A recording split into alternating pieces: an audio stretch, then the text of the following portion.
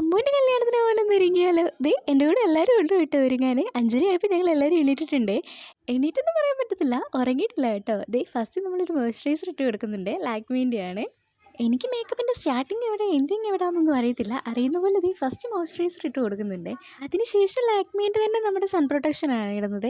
Sunscreen ഇട്ടില്ലെങ്കിൽ ഇപ്പോഴത്തെ ചൂടിൻ്റെ ആ ഒന്നും പറയണ്ടല്ലോ. അതിനുശേഷം ഞാൻ ലാക്മീൻ്റെ തന്നെ നമ്മുടെ ഫൗണ്ടേഷനാണ് കേട്ടോ ഇട്ടേക്കുന്നത്.